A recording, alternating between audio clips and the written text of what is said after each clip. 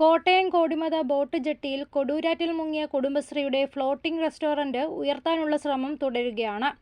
ഈരാറ്റുപേട്ടയിൽ നിന്നെത്തിയ നന്മക്കൂട്ടം പ്രവർത്തകരാണ് ബോട്ട് ഉയർത്താൻ ശ്രമിക്കുന്നത്. 16 അംഗ സംഘമാണ് ശ്രമദാനം നടത്തുന്നത്.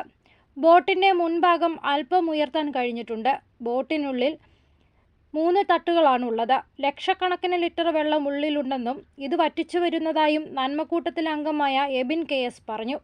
ഞങ്ങൾ ഈരാറ്റോട് നന്മക്കൂട്ടത്തിൽ സന്നദ്ധ സംഘടനയാണ്. അപ്പോൾ നമ്മൾ ചെയ്യുന്നത് മെയിനായിട്ടും വാട്ടർ റെസ്ക്യൂ ആണ്.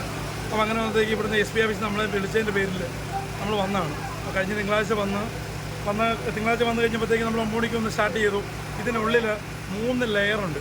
3 ലെയർ ഹോളാണ്. അതിനകത്ത് ഒരു ഏകദേശം 2 ലക്ഷം ലിറ്ററോളം വെള്ളം അതിനകത്തുണ്ട്.